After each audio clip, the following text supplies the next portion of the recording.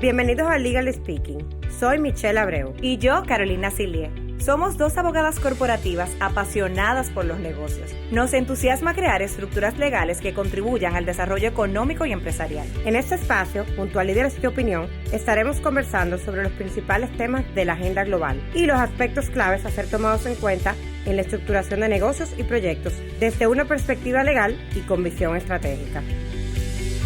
Hola, bienvenidos a un nuevo episodio de Legal Speaking. Hola, Michi. Hola, Carolina, ¿cómo estás? Bien, ¿y tú? Bien. Bueno, muchísimas gracias por su sintonía. En el día de hoy vamos a hablar de Doing Business con el Estado. Entendemos que es un tema de suma relevancia porque muchas veces en el mundo de los negocios, sobre todo, el sector privado entiende, tanto inversionistas locales como extranjeros, que hacer negocio con el Estado, contratar con el Estado puede ser sumamente complejo o difícil y realmente no. Entonces aquí Michelle y yo queremos traerles ciertas pinceladas de lo que ha sido nuestra experiencia asesorando a diversos clientes en esta materia. Entonces, empezando, yo creo, Michi, vamos a conversar sobre por qué es importante contratar con el Estado, o sea, qué ventaja supone. Sí, mira, bueno, tú y yo venimos hablando de esto hace varios días y nos damos cuenta que al final del día el Estado es otro, digamos, cliente más. Claro. Que se puede tener en cualquier negocio, en cualquier nivel o industria o sector. Y la realidad es que el Estado tiene unas reglas de juego distintas a las que tiene el sector privado y por tanto es tan importante que podamos ver y entender estas reglas de juego para tener, no solamente proveer un servicio, sino mantener en general una relación o estar en un contrato con el Estado, porque esas reglas van a permear a todos los aspectos de la relación, no solamente la provisión o no del servicio, sino los derechos que asume, que tiene el Estado, los derechos que tiene el ciudadano y que muchos de ellos no se comportan igual que lo que se tiene en una relación privada. Claro. Es parte de eso. Porque Entonces, no es una contraparte ordinaria, si exacto. se quiere. O sea, sí, definitivamente hay incluso un desequilibrio que nuestro mismo ordenamiento legal Correcto. prevé y cubre para proteger al agente privado que contrata con el Estado. Y sobre todo porque entendíamos relevante este tema, porque también se entiende que la contratación con el Estado hace sentido para grandes obras de infraestructura o provisión de servicios considerables, o sea, materiales de amplia escala, y no necesariamente, o sea, estamos hablando de que contratar con el Estado, Ujú. ya sea un ente público, ya sea parte de la administración municipal, puede ser para proveer servicios mínimos, o sea, hasta un mismo emprendedor, una compañía incipiente, siempre y cuando participe en el procedimiento competitivo y tenga una oferta que pueda agregar valor, pudiera ser elegido Correcto. como el contratante y la contraparte privada para contratar. Tal cual como tú dices, Carolina, siempre se piensa en licitación pública para una gran obra de infraestructura o incluso, bueno, para una provisión de algún producto de forma masiva, como uno ve mucho que pasa con los ministerios de educación, que compran miles de equipos, millones de equipos para el tema de las escuelas, etcétera. Pero en el día a día también, bajo las reglas de contratación pública, está sencillamente provisión de servicios, consultoría, cualquier otro producto en gran escala, en menor escala. Y otro tema importante también es que el Estado, cuando decimos Estado, ¿qué es el Estado? No es siempre el gobierno central. Claro que no. No es este gran aparato del gobierno central. Tú también tienes, dentro del gobierno central hay varios tipos de entidades. Tú tienes todos los ministerios, tienes entidades autónomas. Tienes pero empresa también- pública, financiera y no Correcto. financiera. Todas están sujetas a esa contratación pública. Pasa lo mismo con los municipios. Municipio no es gobierno central, el municipio es gobierno municipal. Claro. También tenerle por la misma regla. Entonces, al final del día no es que hay una sola contraparte, sino que hay varios brazos de esta gran contraparte que es el Estado, igual sujeto a estas reglas. Otras instrumentalidades que utiliza el Estado, que también la contratación con estas están sujetas a las reglas de compras y contrataciones, como lo son los fideicomisos públicos, Correcto. de los cuales ya aquí en Legal Speaking hemos hablado en episodios anteriores que le invitamos a que lo escuchen. O sea que definitivamente son reglas que hay que tener en cuenta para no solamente contratar, como dice Michelle, con el gobierno central. Segundo, eso es para provisión de obras, o sea, provisión de servicios, perdón, y desarrollo de obras que pueden ser a distinta escala. Entonces, claro, según la escala, Correcto. van a aplicar diferentes tipos de contratación. Entonces, vamos a abundar un poquito sobre eso. Sí, lo más común es que uno escucha licitación pública que puede ser internacional o local. Y Eso tú sabes que mucha gente tiene la concepción, bueno, errónea, de que la única modalidad de contratación que hay es licitación, y se refieren hasta en el argot popular. No, hay una Sí. licitación, yo voy a participar en una licitación, y no necesariamente siempre lo es es. esa la modalidad de contratación Correcto. pública. Técnicamente la misma ley tiene varias categorías. Digamos que lo podemos conceptualizar como todas licitaciones, pero como dice Carolina, la licitación tiene unas reglas particulares, es distinta, más compleja, y hay otras modalidades. Y dentro de la misma pública, bueno, pues está la internacional, que pueden participar agentes internacionales, y la local. Pero también, por ejemplo, hay contratación restringida, donde no es abierto, donde se invita de manera especial a un grupo de proveedores por su expertise. Claro, hay sorteos también. Exactamente, hay sorteos. Era muy común ver el caso de las obras que se daban por sorteo en un gobierno anterior. Esa es una de las modalidades. Y así, la misma ley tiene unos Subasta umbrales. inversa. O sea, Correcto. múltiples tipos de contratación pública que van a aplicar dependiendo, insistimos, de las características de la contratación que se trate. Y por eso es muy importante que a la hora de ustedes, por ejemplo, empresa, estar proveyendo un servicio que entienda que le pueda agregar valor al Estado, esté continuamente observando esas distintas convocatorias que hacen tanto entes como órganos gubernamentales, empresas públicas y demás, para procesos de contratación. Y ojo, no necesariamente tiene que ser el Estado quien toque la puerta, hey, agente privado, yo te necesito, sino que... Correcto. Ese es otro, bueno, eso es algo tan interesante que conversábamos Carolina y yo justamente. Yo sé, Carolina, pero hay que aquí hay que comentar que no todo es licitación pública que inicia el Estado, sino que también está la iniciativa privada. Claro. Carolina me decía, pero iniciativa privada es normalmente para APP. Y le cuento una experiencia interesante que le comparto, que para el caso de las obras de infraestructura, me ha tocado en varias ocasiones tener que recurrir o por lo menos contemplar la alternativa de esta figura o esta vía, digamos, este canal de la iniciativa privada. Esto significa que no es el Estado que tiene abiertas licitaciones haciendo un llamado al sector privado que participe, sino que, por ejemplo, y pasa mucho con, por ejemplo, inversionistas extranjeros, traen al país una solución tecnológica interesante, nueva, que puede resolver un problema a un agente específico del sector público, y no hay ninguna precedente o otra competencia de ese mismo tipo en el país. Y bueno, pues entonces es a su iniciativa que le trae y le somete a una entidad que es la que probablemente sea la más competente para llevar esa tecnología o ese proyecto, y sencillamente le somete la alternativa para que abra la licitación. Claro. Y claro, la abre y permite que otros luego compitan. Sí, Pero es un que procedimiento competitivo, aún la iniciativa surja de un privado. es así, pero la iniciativa surge, algo que no estaba sobre la mesa, que no estaba en el scope de la entidad contratante, que es el término correcto, puede ser cualquier entidad contratante. Y un ejemplo pudiera ser por ejemplo, proveedor que tiene luminarias inteligentes para Smart City, para ciudad inteligente, y que en un municipio en particular está interesado en llevar al municipio la posibilidad de que en todas las áreas comunes o el parque público los Los postes de luz. los postes de luz Ujú. se sustituya la luminaria corriente por una luminaria inteligente, smart, que tenga internet, que sea eficiencia energética. Claro, de etcétera. eso aumenta la sostenibilidad, obviamente se cuida el medio ambiente, muchísimas Entonces, ventajas. En otro momento que tal vez eso es algo que no estaba en el scope hace 5, 6, 8 años, donde no se veía el tema de sostenibilidad o no estaba la tecnología, un extranjero que ya tenía 10 años con esto en Europa puede venir al país, ir a hacer el pitch a varios municipios y formalmente someter su iniciativa privada con esta propuesta para que se abra. Y luego de repente aparecen otros proveedores también, Claro. otros representantes de los mismos equipos que iba a traer o de equipos similares de otro país. Y bueno, y así se inicia a través del privado y arranca el proceso prácticamente corriente que llevaría cuando hubiese sido a iniciativa del Estado.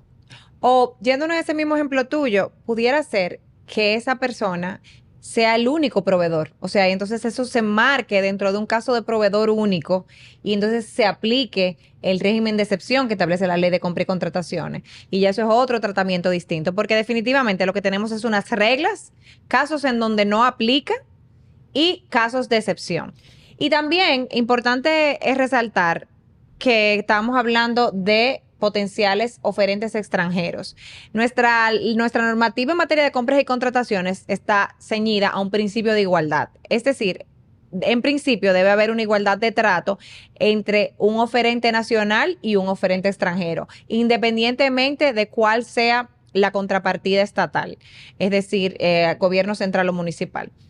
Sin embargo, hay una ley, la 322, que ahí tiene ciertas especificaciones para casos de desarrollo de obra donde se exige al extranjero a que se asocie con una persona de capital nacional. Pero en sentido general, lo que impera es el principio de igualdad. Y eso es importante que se tome en cuenta. O sea, cualquier inversionista extranjero que quiera venir a do business con el Estado Dominicano puede hacerlo. Pero entonces, ¿qué tiene que tener en cuenta para hacerlo? Lo primero, que nosotras siempre hablamos, primero, elegir la modalidad bajo la cual la va a hacer. ¿Cómo va a participar en ese procedimiento selectivo de contratación con el Estado? ¿Lo va a hacer a través de una sucursal y consecuentemente la persona jurídica principal porque no hay separación. La persona jurídica, o sea, la compañía extranjera, ¿se va a quedar como responsable frente al Estado Dominicano o lo va a hacer a través de una subsidiaria?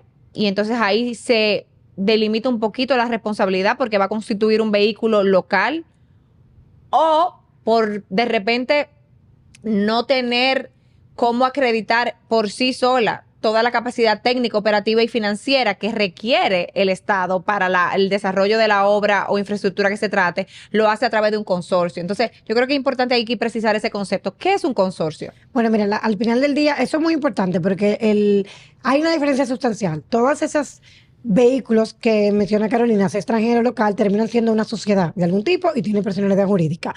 Sin embargo, está esta alternativa donde quizás hay una excelente sinergia entre una compañía, de cualquiera que sea, SRL, sea extranjera con sucursal, y otra, igualmente cualquier variedad, que la combinación de ambas tiene el expertise completo que requiere la base de la licitación.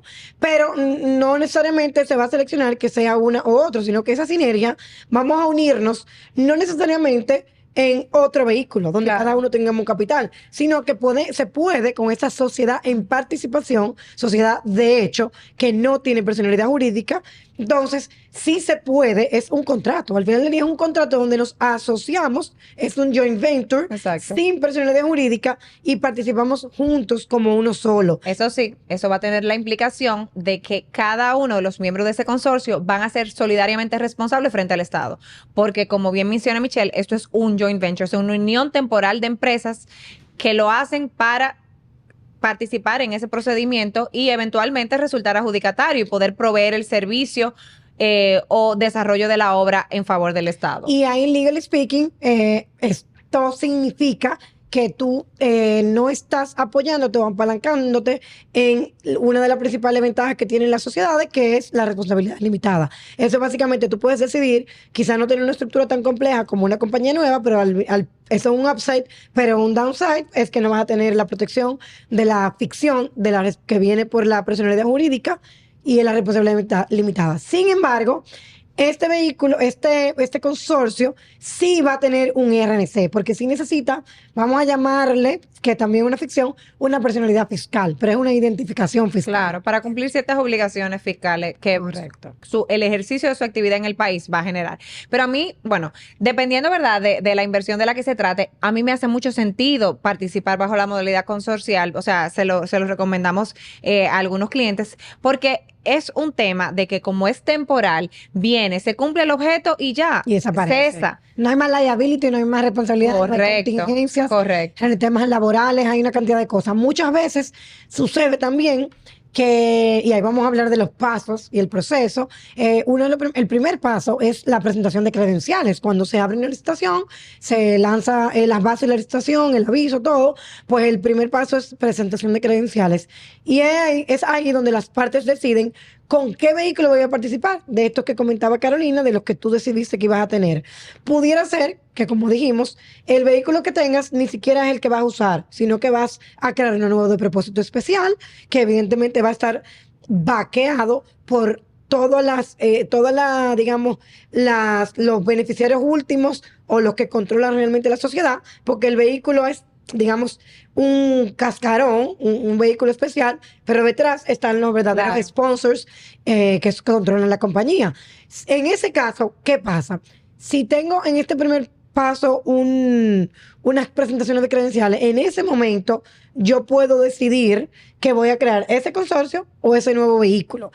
Probablemente al ser nuevo o definitivamente no voy a tener un registro de proveedor del Estado, un RPE. Entonces, la ley te permite que tú, para participar, inicies la solicitud y aunque no la hayas completado, cuando tú presentes tu propuesta y participes, lo importante es que para cuando seas adjudicado o vayas a ejecutar la adjudicación, digamos, ya tú tengas completado ese registro. Entonces, ¿qué es eso? ¿Qué es el registro de proveedores del Estado?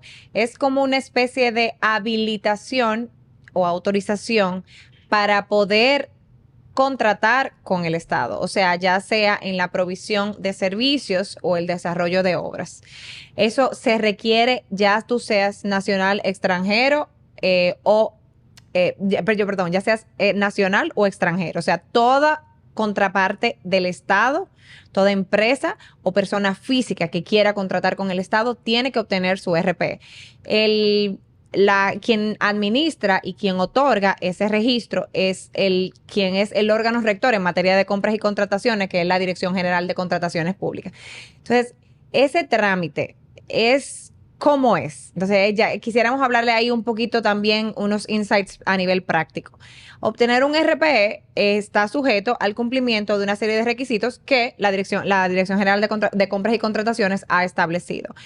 Para empresas extranjeras, y tú me dirás también, Michi, cuál ha sido tu experiencia, cumplir con esos requerimientos puede ser retador en algunos casos porque los requerimientos, sobre todo, por ejemplo, a nivel de documentos societarios, están concebidos, si se quiere, para empresas dominicanas, por ejemplo, que los estatutos estén debidamente registrados en el registro mercantil o en una entidad homóloga, dice. Pero puede que de la jurisdicción de la que usted venga, o sea, usted nacional extranjero que quiere venir a participar en un proceso de contratación en República Dominicana, no tenga un homólogo al registro mercantil que tenemos nosotros, o sea, no hay un registro público de sociedades. Entonces, por ejemplo, eso es una limitante que de repente a la DGCP le cuesta entender que no necesariamente para una empresa extranjera van a poder aplicar los mismos requerimientos que una empresa nacional, o bien la descripción de la actividad en los estatutos sociales, que a veces en los estatutos de sociedades extranjeras tienden a ser mucho más generales, no tan específicos. Entonces,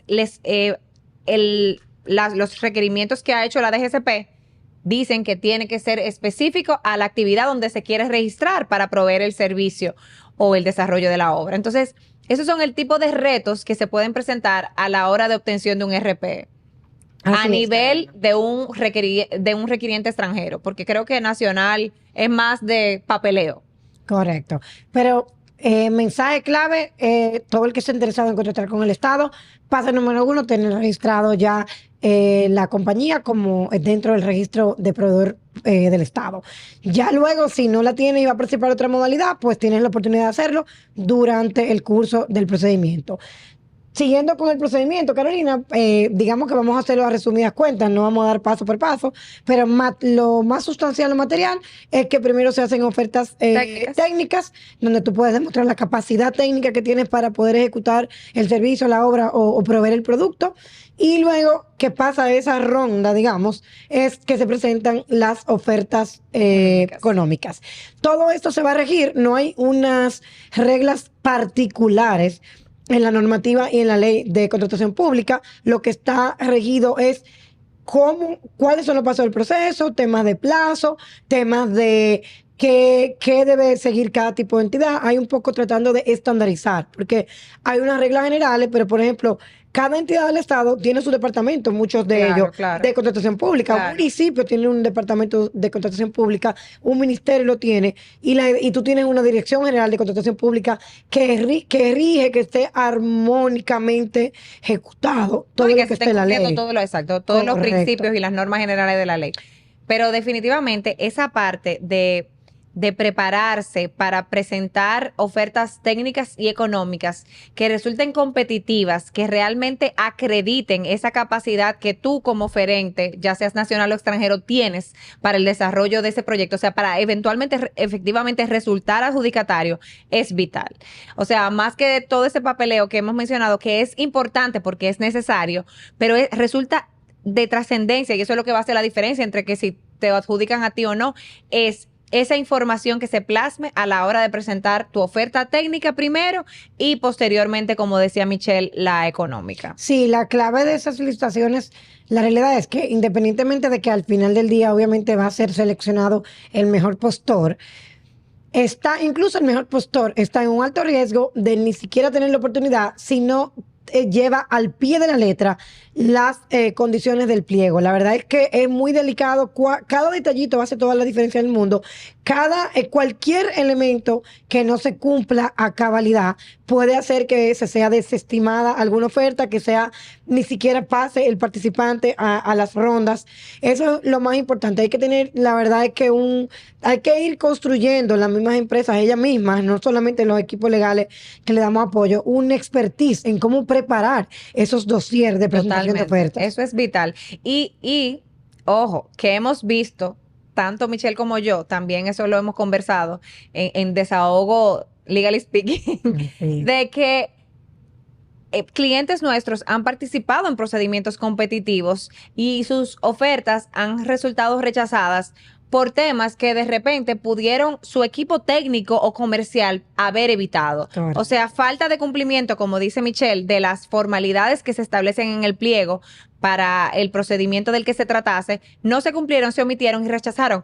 Y aunque también nuestra normativa prevé el derecho al pataleo, es decir, impugnar la decisión, por ejemplo, de desestimación de participación de un oferente, la idea no es esa. O sea, la idea es que el procedimiento se lleve a cabo de forma tan eficaz, de que la información que se presente sea buena, sea atractiva, obviamente sujeto, ¿verdad?, a lo que el oferente pueda presentar y pueda ofertar, valga la redundancia, pero que sea presentada cumpliendo el pliego, cumpliendo la normativa legal vigente y mostrando cómo yo agrego valor, o sea, cómo de verdad yo tengo los elementos que me hacen a mí poder resultar adjudicatario y eventualmente entonces contratar con el Estado.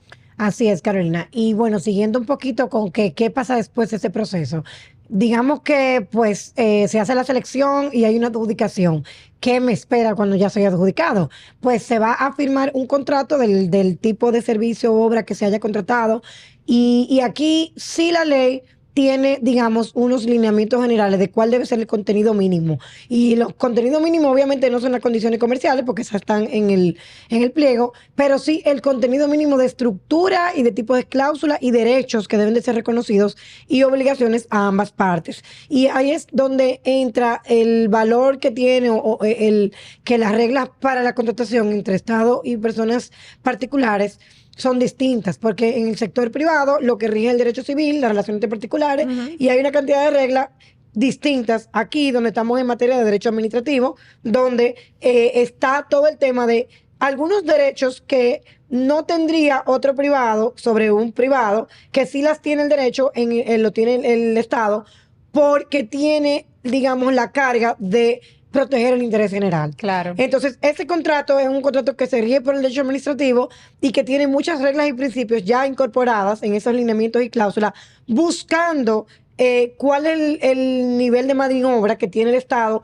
para proteger el interés general, pero también con cuáles cuenta el sector privado o el contratado para protegerse de que no haya tampoco un abuso de autoridad. Claro. Y De los que riesgos suceda, de la contratación correcto, estatal. que haya dentro de lo posible, Un equilibrio. un equilibrio contractual, un equilibrio económico, un equilibrio y una alineación de intereses y distribución de riesgos. Y precisamente en ese sentido va, por ejemplo, un principio de una protección que tiene el agente privado que contrata cuando se rompe el equilibrio económico del contrato, porque, insistimos, como decimos al inicio, esto es un negocio, o sea, es simplemente que tu contraparte no va a ser un agente privado, sino que tu contraparte es el Estado. Pero al final del día es un negocio que tiene que dar rendimientos, que tiene que, sobre esa base se hizo una oferta económica, sobre esa base se están invirtiendo recursos de la empresa de la que se trate para la prestación del servicio o el desarrollo de la obra, y consecuentemente hay vías para garantizar que el Estado cumpla con la obligación que asumió y que esa contraprestación económica se cumpla conforme se ajusta. Entonces, yo creo que con esto les acabamos de dar unas pinceladas generales de lo que es doing business con el Estado, de todo el tema del procedimiento en sentido general de contratación pública, las modalidades que tienen que hacer a nivel registral, de la A a la Z, y bueno. Yo te tengo una pregunta, Carolina, que Claro. me vas a hacer. Es muy importante que sepamos que esta ley es del 2006, la 340-2006, que, bueno, su reglamento luego fue modificado en el 2012, creo que fue la fecha. Uh-huh. Y en este momento específicamente está siendo revisada. Hay un proyecto de ley que pudiera estar aprobado muy próximamente. Yo no he tenido la oportunidad de verlo, pero sé que Carolina sí. Y quería preguntarte, Carolina, ¿qué es lo que se persigue con esta nueva versión, digamos, esta actualización? ¿Cuál es? O sea, sé que no creo que vaya a cambiar tanto porque los principios generales están aquí, pero ¿por qué se entiende que es necesario actualizar o mejorar? ¿Y cuáles son los puntos relevantes que tú entiendes que es bueno resaltar? Bueno, mira, yo entiendo que primero el proyecto de ley viene a reforzar, si se quiere, los principios que ya están establecidos en la ley de compras y contrataciones actuales. Tiene todo el desarrollo del ámbito de aplicación, o sea, la mención de las entidades contratantes ya es más adecuado a la realidad de la organización administrativa actual, o sea, cómo está dividida en la administración pública ahora mismo en la República Dominicana, o sea, en función de, por ejemplo, las instrumentalidades que está usando el Estado, se hace mención de los fideicomisos públicos, que la del año 2006 no lo hacía, y eso por una razón lógica, no lo hace, perdón.